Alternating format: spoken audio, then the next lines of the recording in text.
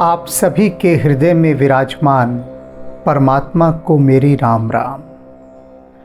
सिंहासन पर बैठने के बाद प्रभु श्री राम ने कौन कौन से कार्य किए, किस प्रकार से उन्होंने इस धरती पर न्याय और सत्य की स्थापना की, वहाँ से आज की बात आरंभ होती है।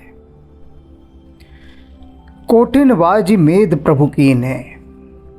तुलसीदास जी कह रहे हैं कि प्रभु श्री राम ने करोड़ों अश्वमेध यज्ञ किए। अब ये अश्वमेध यज्ञ क्या होते हैं इसे समझ लीजिए। कोई भी राजा इन्हें क्यों करता है यह भी समझ लीजिए, और राम जी ने क्यों किए इसे भी समझ लीजिए। अश्वमेध यज्ञ के अंतर्गत एक अश्व अर्थात घोड़ा वह छोड़ा जाता है, पीछे पीछे सेना चलती है। वह घोड़ा अनेक राज्यों से होकर निकलता है, और जिस राज्य से होकर निकलता है यह मान लिया जाता है कि यह जो राज्य है यह अश्वमेध यज्ञ करने वाले राजा के अधीन हो गया और वह उसके अनुसार चलेगा। यदि कोई अश्वमेध करने वाले की अधीनता स्वीकार नहीं करता और उस अश्व को बंदी बना लेता है, तो फिर जो सेना साथ चल रही होती है वह उसे पराजित करती है और उसके बाद उसे अपने अधिकार में ले लेती है। यह अश्वमेध यज्ञ था और राम जी ने ये करोड़ों यज्ञ किए। अब सामान्यतः जो शक्तिशाली राजा होता है वह अश्वमेध यज्ञ साम्राज्य विस्तार के लिए करता है कि जहाँ जहाँ उसका घोड़ा जाएगा वहाँ की धरती उसके अधीन होती जाएगी। लेकिन राम जी ने इसके लिए नहीं किया। उनका उद्देश्य क्या था कि पूरी धरती पर एक छत्र एक राजा का साम्राज्य हो। उसका लाभ भी बहुत होता है और हानि भी बहुत होती है। लाभ क्या होता है? लाभ यह होता है कि यदि जो पूरी धरती पर शासन करने वाला राजा है एक, यदि वह न्यायप्रिय है, परोपकारी है, पुण्यात्मा है, तो पूरी धरती स्वर्ग हो जाती है। अब यदि मान लीजिए कोई राजा अपनी प्रजा पर अत्याचार कर रहा है, तो दूसरा पड़ोस का राजा जो न्यायप्रिय है वह यदि उसे कहेगा कि भाई तुम क्यों अपनी प्रजा पर अत्याचार कर रहे हो, तो अत्याचारी राजा कहेगा कि भाई तुझे क्या लेना देना, मेरी प्रजा, मेरा राज्य, मैं जो मर्जी करूं, तू होता कौन है मुझे कहने वाला। तो पहली बात तो कोई दूसरा राजा टोकेगा नहीं, टोक भी देगा तो उसे यह उत्तर सुनने को मिलेगा। अब राम जी ने देखा धरती पर इतने स्थानों पर इतने अत्याचार हो रहे हैं, तो उनको रोकना होगा। तो रोकने के लिए क्या है कि उसको अपने अधीन करना होगा कि जब वह अधीन हो जाएगा तो उन्हीं नियमों का पालन करेगा जो राम जी कहेंगे। अब राम जी कहेंगे कि भैया यहाँ अत्याचार बिल्कुल नहीं होगा, कोई किसी को सताएगा नहीं, धर्मपूर्वक न्यायपूर्वक रहा जाएगा। तो जो अधीन राजा है उसको बात माननी पड़ेगी, उन सब नियमों का पालन करना पड़ेगा। तो पूरे संसार में धर्म की, न्याय की, सत्य की, परोपकार की, इनकी स्थापना करने के लिए उन्होंने अश्वमेध यज्ञ किए। दान अनेक द्विजन कहे दीने, और ब्राह्मणों को खूब दान दिया, दान देने में कोई कमी नहीं रखी। श्रुतिपथ पालक धर्म धुरंधर, और राम जी कैसे हैं? धर्म धुरंधर, धर्म की धुरी हैं और वेदों के अनुसार चलने वाले हैं, वेद के नियमों का पालन करने वाले हैं, ज्ञान के नियमों का, सत्य के नियमों का, धर्म के मार्ग पर चलने वाले हैं। गुणातीत अरुभोग पुरंदर, कह रहे हैं तुलसीदास जी की वे गुणातीत हैं। सत्य रज तम, कोई गुण उनको नहीं व्याप्तता, कोई भी गुण कि किसी गुण के वशीभूत हो जाए, लेकिन फिर भी समस्त ऐश्वर्य के स्वामी हैं, समस्त ऐश्वर्य के। इंद्र का भी ऐश्वर्य उनके समक्ष कुछ नहीं, और ऐश्वर्य के स्वामी हैं तो सारे भोग भी उनके पास हैं, लेकिन कोई भी भोग, कोई भी गुण उन्हें छूता नहीं है। पति अनुकूल सदा रह सीता, और सीता जी सदा अपने पति के अनुकूल रहती हैं, राम जी के अनुकूल रहती हैं। शोभा खान सुशील विनीता, कैसी हैं सीता जी? शोभा की खान हैं, सुशील हैं और हर दृष्टि से वे प्रभु श्री राम के अनुकूल रहती हैं, उनके प्रतिकूल नहीं होती। कि जो राम जी ने कहा वह स्वीकार, प्रतिकूल नहीं है, कभी कोई प्रश्न चिन्ह नहीं उठाते। ये अब गहरी समझने वाली बात है। लोग राम राम राम राम दिन भर राम राम रटते हैं, दिन भर। सीता जी को तो वो जान ही नहीं पाते कि सीता जी कौन थी, क्या थी, उनकी महिमा क्या है। तो यहां तुलसीदास जी बता रहे हैं, ये कोई साधारण वाक्य नहीं है जो तुलसीदास जी ने यहां लिखा है, बड़ी असाधारण पंक्तियां हैं। पति अनुकूल सदा रह सीता, शोभा खान सुशील विनीता, जानत कृपा सिंधु प्रभुताई, सेवत चरण कमन मन लाई। वे जानती हैं प्रभु श्री राम की प्रभुता को, उनकी रहस्यात्मकता को, उनकी दिव्यता को, उनकी महिमा को, और इसीलिए सेवत चरण कमल मन लाई। वे मन लगाकर प्रभु श्री राम के चरण कमलों की सेवा करती हैं। अब इसे समझ लीजिए, समझना पड़ेगा, नहीं तो सीता जी समझ में नहीं आएंगी आपको। यहाँ प्रयास किया जा रहा है बस हल्का फुल्का समझाने का, बाहर बाहर से, कि कुछ समझ पड़ जाए। अन्यथा सीता जी, उन्हें भला कौन जान सकता है? कोई भी नहीं जान सकता। प्रभु श्री राम को 14 वर्ष का वनवास मिला, मिलना राजसिंहासन था। राम जी जाकर बताते हैं सीता को कि इस प्रकार से मुझे वन में जाना होगा। तो सीता जी एक बार भी कहीं यह नहीं कहती कि आपके साथ ही अत्याचार हो रहा है, अन्याय हो रहा है। कोई सामान्य पत्नी होती तो कहती ये क्या मतलब है, आप अपने अधिकारों के लिए लड़िए, ऐसे कैसे कोई आपको वन भेज देगा? आपने पूछा आपका कसूर क्या है, क्या आपने अपराध किया है, आपका दोष क्या है, क्यों वन जाएं? तो इस प्रकार का जो सहज नारी की तरफ से एक उत्तर आता है, जिज्ञासा आती है, प्रश्न आता है, विरोध आता है, आपत्ति आती है, सीता जी ने कुछ नहीं उठाई कहीं पर भी। कह रहे ना, पति अनुकूल सदा रह सीता।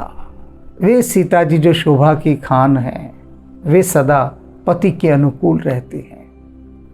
राम आकर बता रहे हैं कि मुझे वन जाना है। क्यों जाना है ये नहीं पूछा, ये अवश्य कहा कि मुझे भी साथ जाना है। लेकिन आप क्यों जा रहे हैं, क्यों जाएंगे, यह एक बार भी सीता जी नहीं कहती।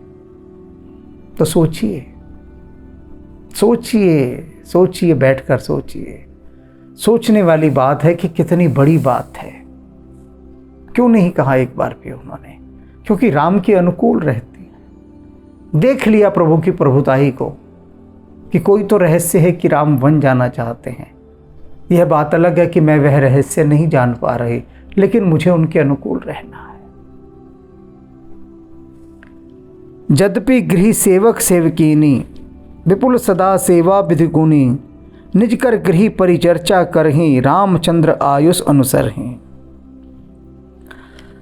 तुलसीदास जी कह रहे हैं यद्यपि घर में बहुत सेवक सेविकाएं हैं, पर कोई कमी थोड़ी ना होगी। अयोध्या का राजमहल, कोई कमी होगी सेवक सेविकाओं की? सोचो कितने होंगे, बेहिसाब होंगे।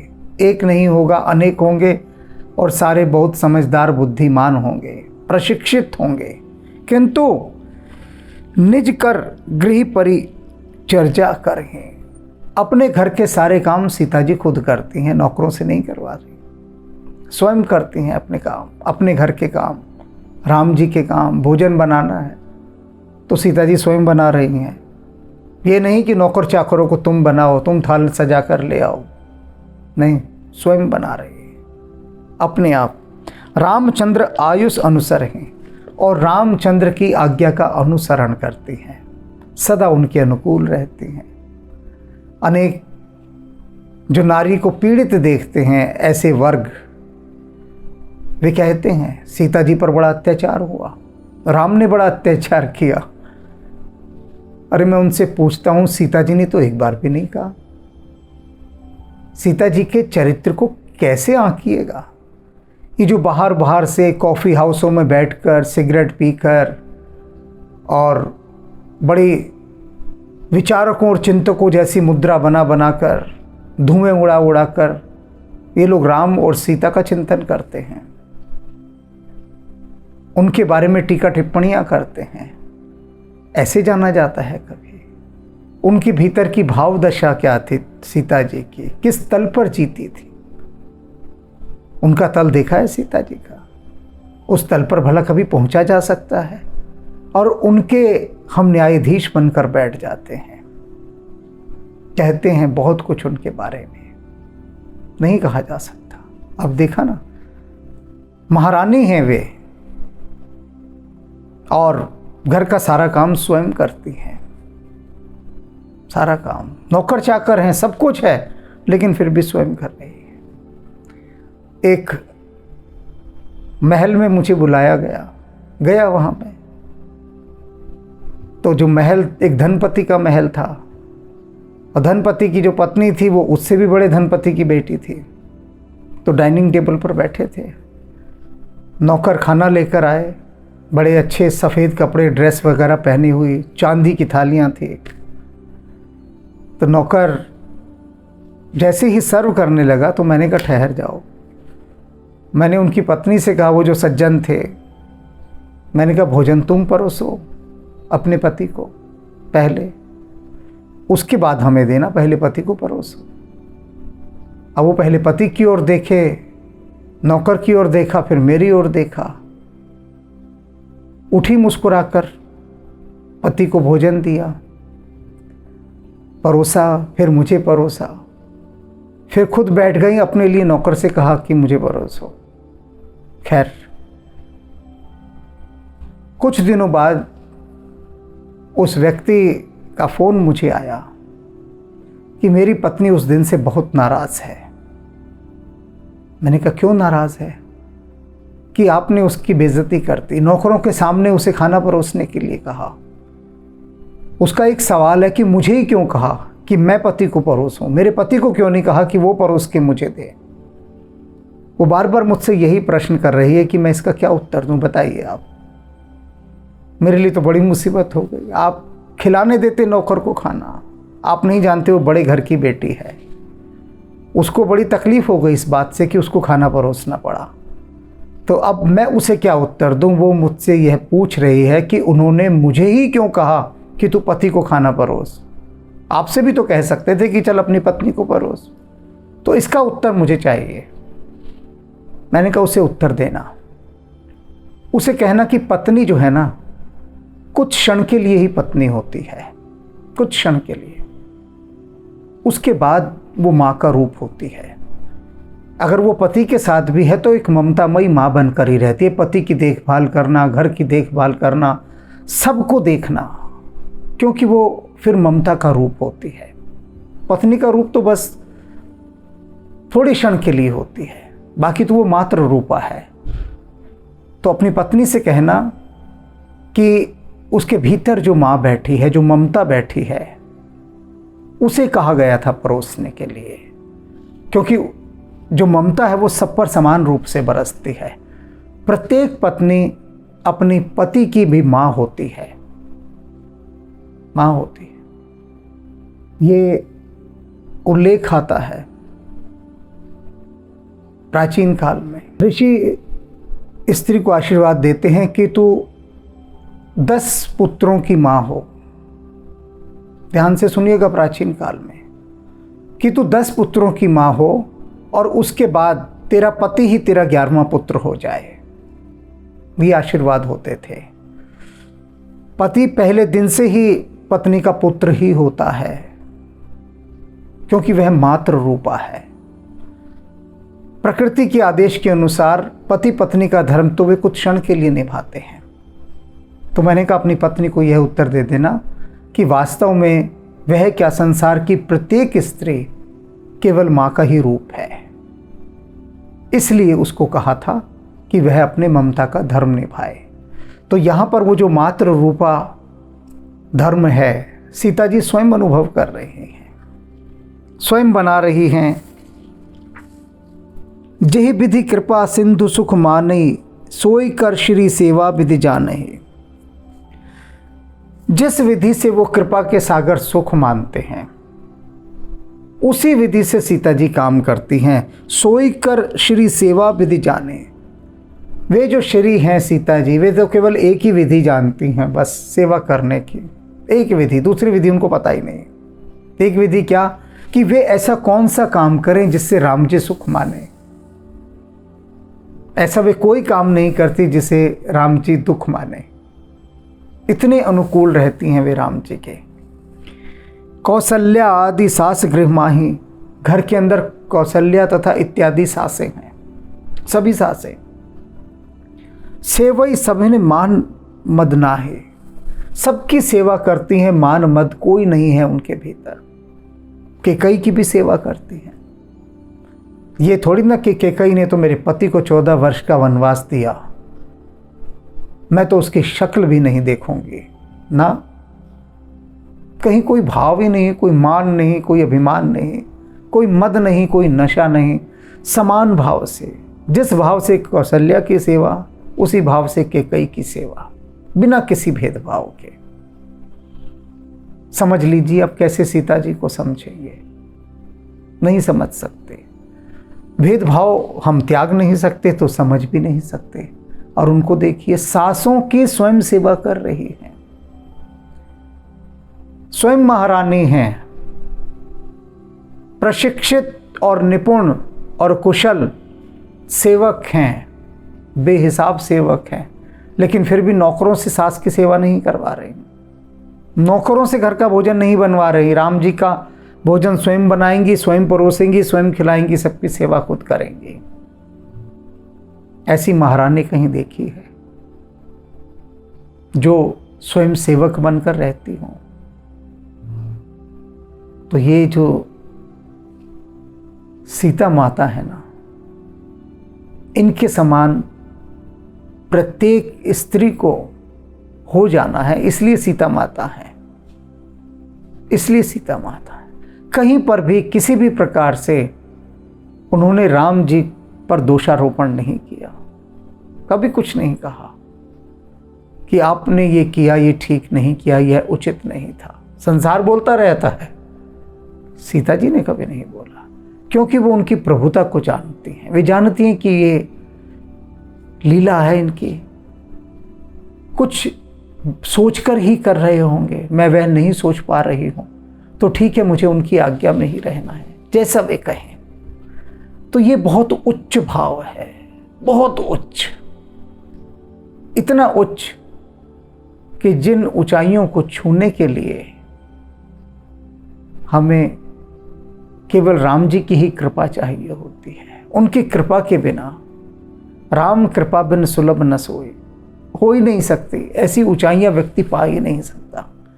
और जब ऐसी ऊंचाइयां पाएगा तब कुछ सीता जी को समझ पाएगा। कुछ कह रहा हूं, उमा रमा ब्रह्मादि वंदिता, जगदम्बा संतम आनंदिता।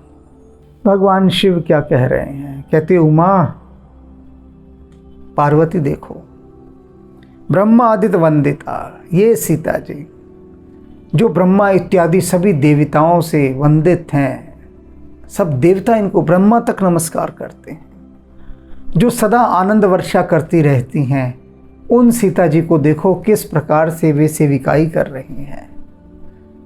घर की परिचारिका बनी बनी सासुओं के पीछे, पति के पीछे, सबके पीछे घूम रही हैं, सबका ध्यान रख रही हैं। देखो पार्वती, ये वे जगदम्बा है, पूरे जगत की माता है। इसे लीला कहते हैं, प्रभु की लीला। कौन जान सकता है वाला? और जानने की आवश्यकता भी नहीं है, बिल्कुल भी आवश्यकता। क्यों नहीं आवश्यकता? क्योंकि लीला को जान ही नहीं सकते। तो जब जान ही नहीं सकते तो जानने की आवश्यकता ही क्यों, प्रयास ही क्यों? तो फिर क्या लीला का आनंद लिया जाए। कह रहे ना कि वे तो सदा आनंदिता हैं, सब प्रकार से सभी पर सुखों की वर्षा करने वाली हैं सीता जी। तो सीता जी जो आनंददायिनी जगदम्बा हैं, बस उनको नमस्कार किया जाए और नमस्कार करके आनंदित हुआ जाए, बस इतना ही पर्याप्त है। कोई प्रश्न चिन्ह नहीं उठाना चाहिए, प्रश्न चिन्ह की वहाँ आवश्यकता ही नहीं, क्योंकि हम सब खोटी बुद्धि के ही हैं। तो जो सोचते हैं वो छोटा ही सोचते हैं। हम इन दिव्य पात्रों के रहस्यों को नहीं जान सकते। कहा ना, तभी सीता जी क्या कहती हैं कि वो उनकी प्रभुताई को जानती हैं, प्रभु की। तो जो उनकी प्रभुता को जानेगा, जो उनकी महिमा को जानेगा, वह उसका रसपान करेगा।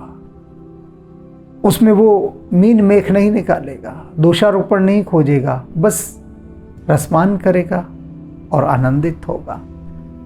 तो आज जो सीता माता के गुण तुलसीदास जी ने बताए हैं, इन दिव्य गुणों को जीवन में लाने का प्रयत्न करना है और राम का नाम लेकर प्रयास करेंगे, सीता जी को नमस्कार करके प्रयास करेंगे, तो ये गुण स्वतः ही भीतर उतरते जाएंगे। राम राम।